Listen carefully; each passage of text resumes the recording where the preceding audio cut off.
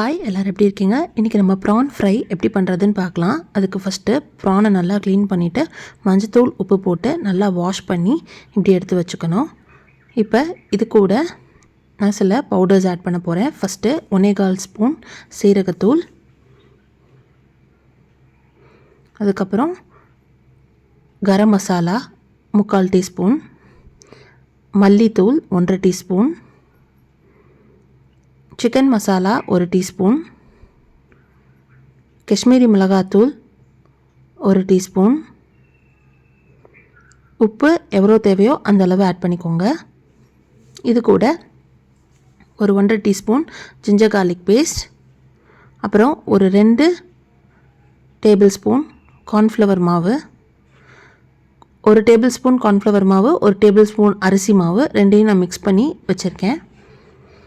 இப்போ இந்த இன்க்ரீடியன்ட்ஸ்லாம் ஆட் பண்ணிவிட்டு நல்லா ப்ரானில் மிக்ஸ் பண்ணிக்கோங்க. எல்லா ப்ரான்லேயும் நல்லா ஒட்டுற மாதிரி மிக்ஸ் பண்ணிக்கோங்க. நான் வாட்டரோ ஆயிலோ எதுவுமே ஆட் பண்ணல. ஆட் பண்ணாமல் நல்லா மிக்ஸ் பண்ணிவிட்டு ஒரு 1/2 அன் ஹவர் இந்த மேரினேட் பண்ணதை ஊற வச்சுக்கணும். எல்லா ப்ரான்லேயும் படுற மாதிரி நல்லா மிக்ஸ் பண்ணிக்கோங்க. தண்ணி எதுவுமே தேவைப்படாது. இப்போ ஒரு 1/2 லெமனை நான் இதில் பிழிஞ்சு விட்டுக்கிறேன். பிழிஞ்சு விட்டுட்டு லேசாக ஒரு மிக்ஸ் பண்ணிவிட்டு ஒரு 1/2 அன் ஹவர் ஊற வச்சிடலாம். இப்போ நல்லா ஊறி இருக்கும். இப்போ நான் என்ன கோல்டு வின்னர் ஆயில் இல்லைன்னா கடல் எண்ணெய் எதுனாலும் நம்ம யூஸ் பண்ணிக்கலாம். ஆயில் ஊற்றிட்டு ஆயில் நல்லா காஞ்சதுக்கப்புறமா நம்ம மேரினேட் பண்ணி வச்சுருக்க ப்ரான்ஸ் எடுத்து அதில் ஆட் பண்ணிடணும். நல்லா 2 பக்கமும் நல்லா திருப்பி போட்டு நல்லா ஃப்ரை பண்ணிக்கணும்.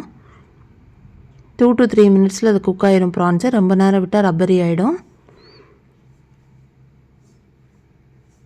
இந்த மாதிரி நல்லா போத் சைட்ஸ் நல்லா ஃப்ரை ஆனதுக்கப்புறமா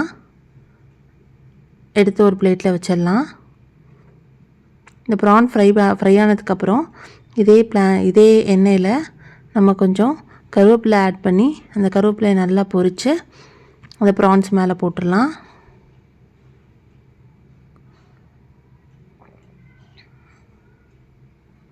ரொம்ப டேஸ்டியான ப்ரான் ஃப்ரை ரெடி. நீங்களும் ட்ரை பண்ணி பார்த்துட்டு எப்படி இருக்குன்னு சொல்லுங்கள். நான் போடுற ஷார்ட்ஸு வீடியோஸ்லாம் பிடிச்சிருந்தா மறக்காமல் என் சேனலை சப்ஸ்கிரைப் பண்ணுங்கள். தேங்க்ஸ் ஃபார் வாட்சிங்.